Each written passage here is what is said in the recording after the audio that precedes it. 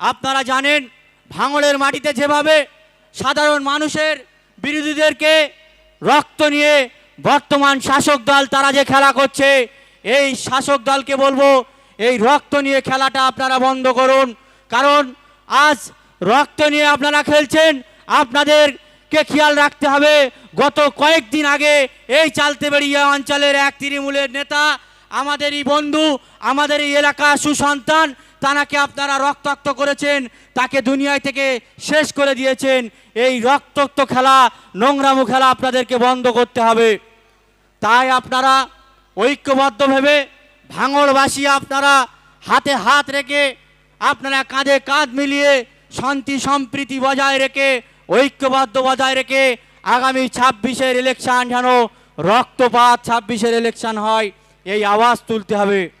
কোনো এলাকার মানুষের রক্ত না যেন সরে, কারণ সে দলই করতে পারে, যে দলই করতে পারে তার ইচ্ছা থাকতে পারে আইএসএফ করার, ইচ্ছা থাকতে পারে তৃণমূল করার, ইচ্ছা থাকতে পারে বিজেপি করার, কিন্তু কারোর অধিকার নেই কারোর রক্ত নিয়ে খেলার।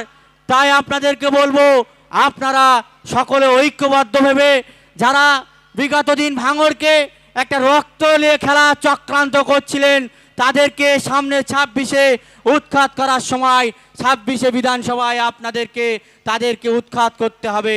তাই আপনারা ঐক্যবদ্ধ হন, ঐক্যবদ্ধভাবে বুঝে সুঝে 26-এর ইলেকশানে আপনাদের মূল্যবান ভোট দিয়ে যিনি এলাকা সদা সর্বদাই কাজ করতে পারবে, মানুষের সুখ দুঃখে সাথে থাকতে পারবে, এলাকার সমস্ত মানুষের লাঞ্ছিত বঞ্চিত অসহায় মানুষের হয়ে যিনি কথা বলতে পারবেন, সেই সমস্ত দলের পাশে আপনারা দাঁড়াবেন। আপনারা জানেন আমরা যে আজকের বিরোধী দল করি, আমাদেরকে বিশেষভাবে চাপার চেষ্টা করছে। যেমন যারা নেতৃত্ব দেয় তাদেরকে প্রথমত বিভিন্নভাবে টার্গেট করা হয়, তাদের নেতৃত্ব স্তর থেকে সরিয়ে দেওয়ার বিভিন্ন লোভ লালসা, বিভিন্ন ব্যবসায়িক চাপ, সামাজিক চাপ থেকে তাকে আইএসএফের নেতৃত্ব স্তর থেকে তাকে সরিয়ে দেওয়ার কথা বলে আমরা দেখেছি। তারপরে ফেল হয়ে যাওয়ার পরে আমরা দেখলাম কি প্রশাসনকে ব্যবহার করে মিথ্যা কেস দিয়ে আমাদের কর্মীদেরকে মিথ্যা মামলায় জড়িয়ে দেয়। এটাই হলো শাসকের নোংরামু। এই নোংরামু আর বেশি দিন চলবে না। ভাঙড়ের মানুষ যথেষ্ট সজাগ হয়েছে, কারণ 2011-র পর থেকে 2021 পর্যন্ত ভাঙড়ের মানুষের যেভাবে কণ্ঠ বন্ধ করে রাখা হয়েছিল, তাদের যে অধিকার, তাদের যে চাওয়া পাওয়া, তাদের যে সমস্ত রকম সহযোগিতা, সমস্ত রকম দিক থেকে তাদেরকে বঞ্চিত করা হয়েছিল, একমাত্র বিধায়ক নওশাদ সিদ্দিকী মহাশয় রাজনীতিতে আসার পরে এবং নির্বাচিত হওয়ার পরে ভাঙড়ের মানুষ তাদের চাওয়া পাওয়ার কথা তারা বুক চিতিয়ে শাসকের চোখে চোখ রেখে নিজেদের অধিকার বুঝিয়ে নেওয়ার স্বস্তি পেয়েছিলেন একমাত্র নওশাদ সিদ্দিকীর দ্বারাই। তাই তারা এখন হয়রানি হয়ে পড়েছে, পেরেশান হয়ে পড়েছে। 2021-এর পর থেকে 2025 এই 4-5 বছরে তাদের ব্যক্তিগত অ্যাসেট ঠিকঠাক করতে পারেনি। তাই তারা এখন উঠে পড়ে লেগেছে 26-এ বিধানসভা নির্বাচনে আইএসএফকে ধুলে মুছে ছাপ করে দেওয়ার চিন্তা ভাবনা নিচ্ছে। বন্ধু, আপনাদের এই চিন্তা ভাবনা সফল হবে না, কারণ ভাঙড়ের অগণিত মানুষ তারা তাদের মন স্থির করে রেখে দিয়েছে আগামী 26-এ বিধানসভায় তারা আইএসএফের দিকেই থাকবে। তাদের মূল্যবান ভোট দিয়ে আরও একটাবার তাদের ভাঙড়ের সর্বকালের সর্বনেতা সর্ববিধায়ক ফের বিধায়ক নওশাদ সিদ্দিকী মহাশয়কে বিধানসভায় পাঠানোর জন্য তারা 26-এ তারা ফের বিধানসভায় পৌঁছানোর জন্য নওশাদ সিদ্দিকী মহাশয়কে নির্বাচিত করবে। আপনাদেরকে বলে রাখি, আপনারা ঘন ঘন মিটিং করে মানুষকে বলছেন যে বিধায়ক নওশাদ সিদ্দিকী মহাশয় তিনি তার 5 বছরে বিধানসভা ক্ষেত্রে তিনি 1 টাকারও কাজ করতে পারেনি। আপনারা জানেন একজনই বিধায়ক, তিনি রাজ্যের বিরোধী বললে ভুল হবে না। তিনি যেভাবে এই রাজ্য জুড়ে যেখানেই নির্যাতন হচ্ছে, যেখানেই মানুষ বিপদে পড়ছে, একমাত্র বিধায়ক নওশাদ সিদ্দিকী মহাশয় তিনি চোখে চোখ রেখে প্রতিবাদ করে যাচ্ছে। তাই এই ভাঙড় থেকে কিছু অসাধু মানুষ তারা এই আওয়াজ তুলছে নওশাদ সিদ্দিকী উন্নয়ন করতে পারছে না। নওশাদ সিদ্দিকী তিনি কথা দিয়েছেন তার বিধানসভা উন্নয়নের জন্য যে বরাদ্দ টাকা তিনি উন্নয়ন করার জন্য ভাঙড়ের বিভিন্ন জায়গায় তিনি কাজের প্রপোজাল স্কিম জমা দিয়ে রেখেছে, কিন্তু আমরা দেখতে পাচ্ছি এই শাসক, এই রাজ্য সরকারের প্রশাসন আধিকারিকরা তারা সম্পূর্ণ চক্রান্ত করে বিধায়ক নওশাদ সিদ্দিকী মহাশয়ের উন্নয়নমূলক কাজকে তারা বিঘ্ন করার চক্রান্ত করছে। নওশাদ সিদ্দিকী মহাশয় তিনি কথা দিয়েছেন টানার 5 বছরের পিরিয়ড শেষ হওয়ার সঙ্গে সঙ্গে তিনি তানার এলাকার উন্নয়নের বরাদ্দ টাকার তিনি কি কাজ করেছেন বা কি কাজ করার জন্যে তিনি চিন্তা ভাবনা করে সমস্ত কিছুটাই ডকুমেন্টস আকারে মানুষের কাছে তিনি প্রকাশ করবেন। কিন্তু আমরা দেখতে পাচ্ছি আমাদেরকে চেষ্টা করার জন্য শাসকরা তারা প্রতিনিয়ত বিভিন্ন সময় কিছু সময় দেখতে পাচ্ছি পাড়ার মহিলাদেরকে শাড়ি দিয়ে নওশাদ সিদ্দিকীর নামে আলতু ফালতু কথাবার্তা বলানোর চেষ্টা করছে, এলাকার কিছু খেটে খাওয়া মানুষকে কিছু সাহায্য করে তাদের কিছু লোভ দেখিয়ে কিছু দিয়ে নওশাদ সিদ্দিকীর নামে উল্টোপাল্টা বলানোর চেষ্টা করছে। আমরা বলতে চাই আপনাদের উল্টোপাল্টা বলতে হবে না, মানুষ জানে নওশাদ সিদ্দিকী মহাশয় তিনি 21 থেকে এই 25 পর্যন্ত তিনি যেভাবে ভাঙড়ের স্বাস্থ্য, শিক্ষা, রাস্তাঘাট, পানীয় জলের কথা তিনি যেভাবে বিধানসভায় তুলে ধরেছে, এর বিগত দিন 2016 থেকে 2021 পর্যন্ত যিনি বিধায়ক ছিলেন তিনি আবার রাজ্যসভার মন্ত্রীও বটে ছিলেন, তানার দ্বারাই সেই ক্ষমতা ছিল না, তিনি ভাঙড়ের হয়ে একটা কথা বলার তানার সেই সৎ সাহস ছিল না। কিন্তু নওশাদ সিদ্দিকী মহাশয় তিনি এই 4-5 বছরে তিনি তানার ভাঙড়ের ব্রিজ থেকে শুরু করে, কলেজ থেকে শুরু করে, স্বাস্থ্যকেন্দ্র, হসপিটাল থেকে শুরু করে বিভিন্ন রাস্তার বাস রুট থেকে চালু করার কথাও দাবি দাবাও তিনি তুলে ধরেছে। এছাড়া আমরা দেখতে পেয়েছি ভাঙড়ের বিভিন্ন সমস্যা তিনি বিধানসভায় তুলে ধরেছে। এই কাজটা করার দায়িত্ব কাকে ছিল?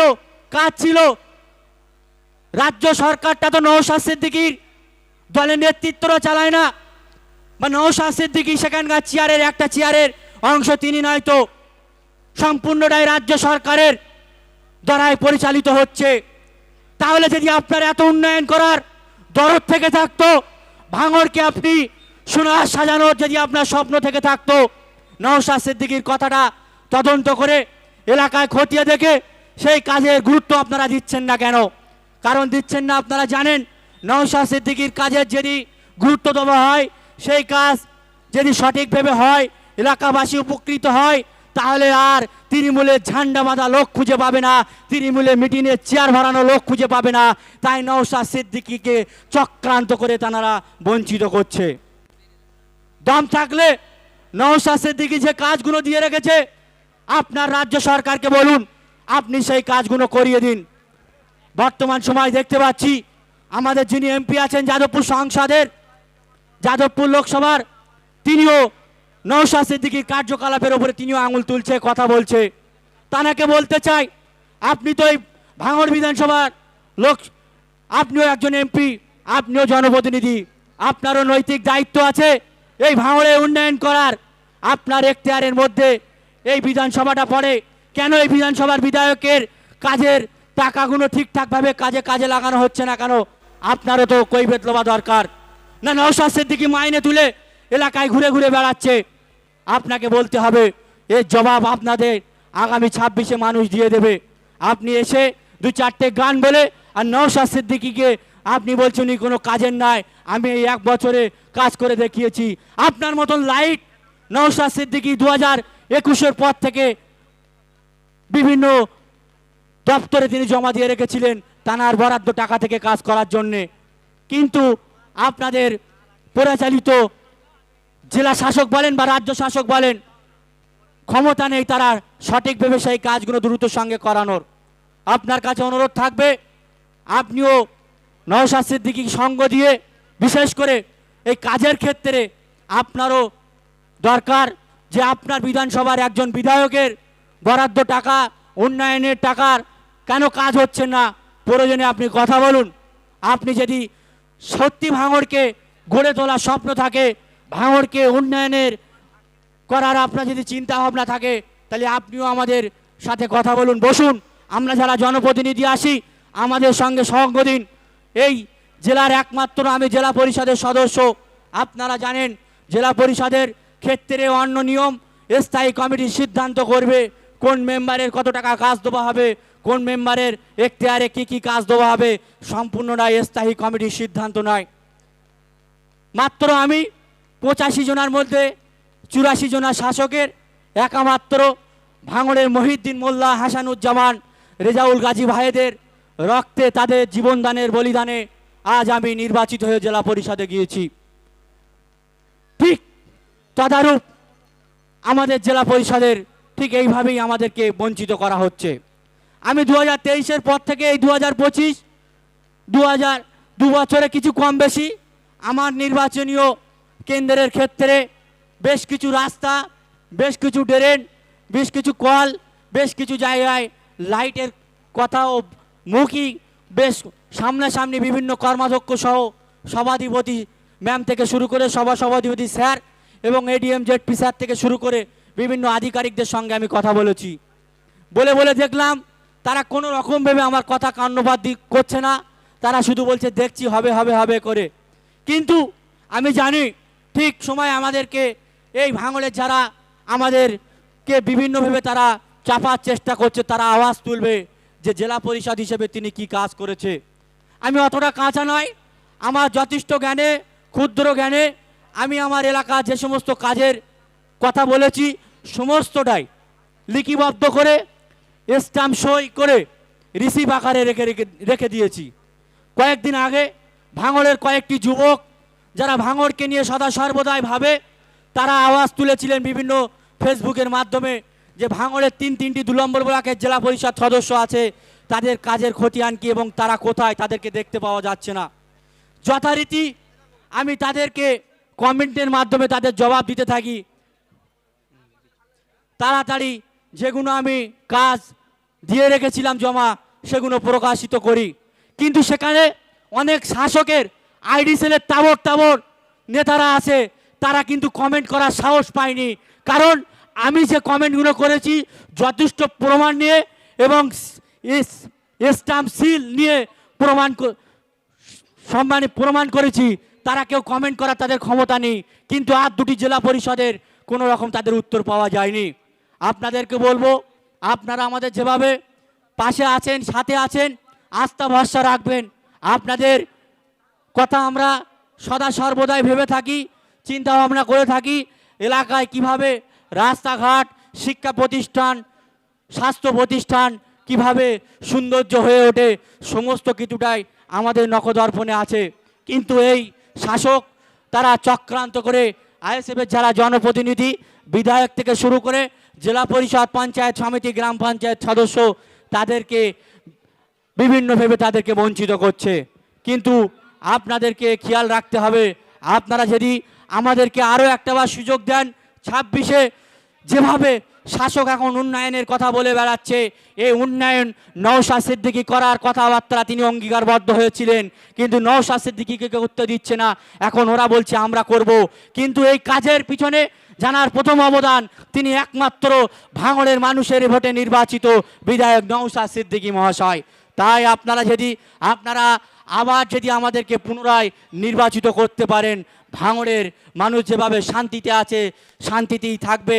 তা না হলে আপনাদেরকে বদ্ধ ঘরে আপনাদেরকে রেখে দেবে, আপনাদের কথা বলার জায়গা দেবে না। কারণ ভাঙড়ের মানুষকে এর আগে তারা নিউ টাউনের হাতে বিক্রি করে দিয়েছে ভাঙড়ের এক অংশকে, আর 2 অংশ ভাঙড়ের বাকি আছে। তাদেরও পরিকল্পনা এই ভাঙড়ের আর 2টো অংশ যে বাকি আছে, ভাঙড়কে নিউ টাউন বানিয়ে তারা তাদের নিজেদের স্বার্থ সিদ্ধি লাভ করবে।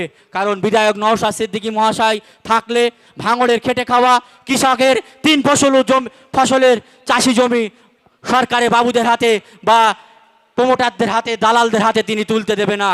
তাই তারা উঠে পড়ে লেগেছে নওশাদ সিদ্দিকীকে ভাঙড় থেকে হটাতে হবে, ভাঙড় থেকে না হটালে এই ভাঙড়ের খেটে খাওয়া মানুষ, কৃষকদের জমি তাহলে তারা উৎখাত করতে পারবে না। ভাঙড়ের মানুষের নামে যে বরাদ্দ রাস্তাঘাটের টাকা থাকে, সেই টাকা থেকে তারা কাটমানি ঠিকঠাক খেতে পারছে না। ভাঙড়ের জন্য যে সমস্ত হসপিটালের বেড থেকে শুরু করে অন্যান্য সরকারি পরিষেবা যতটা যা রাজ্য সরকার বরাদ্দ করে, নওশাদ সিদ্দিকী তিনি চোখে চোখ রেখে মানুষকে প্রকাশ করে। এরা থাকলে কি করবে? 1% কাজ করবে আর 2% নিজেরা ভাগ বিলি করে নেবে। আপনারা ভালো করে জানেন ভাঙড়ে বিগত দিনে এদের কর্মকাণ্ডেই কেউ লাভ হাউস বাড়ি করেছে, কেউ সাপুরজি ফ্ল্যাট কিনেছে, কেউ হাতিশালায় বিঘের পর বিঘে জমি কিনেছে, কেউ একটা স্করপিও গাড়ি চেপে বেড়াচ্ছে, কেউ 100 বিঘে জলকারের মালিক হয়ে গেছে। এটাই হলো তৃণমূল কংগ্রেসের বন্ধুদের চালচলন। আর আমরা যারা জনপ্রতিনিধি আসি, আমাদের বিধায়ক সহ আমরা যারা পঞ্চায়েত থেকে শুরু করে যারা জনপ্রতিনিধি আছে, আমাদের নেতৃত্বরা তাদের রক্ত ঝামানো ঘামের পয়সা দিয়ে এলাকার মানুষের পাশে তারা দাঁড়ায়। সে হতে পারে হিন্দু, হতে পারে তৃণমূল, হতে পারে বিজেপি। মানুষ যখনই আমাদের কাছে আসে, আমাদের কাছে আসলে আমাদের সাধ্য অনুযায়ী তাদের পাশে থাকে। এটাই হলো আইএসএফ। এদের কোনো রাস্তাঘাট থেকে কোনো ওভার মানি লোভার প্রয়োজন হয় না। কোনো এলাকার সংস্থা যদি কাজে আসে তাদের থেকে ওভার মানি লোভার প্রয়োজন হয় না। এরা জানে মানুষের হয়ে কাজ করতে হবে, মানুষকে বুঝিয়ে দিতে হবে সঠিক কাজটা।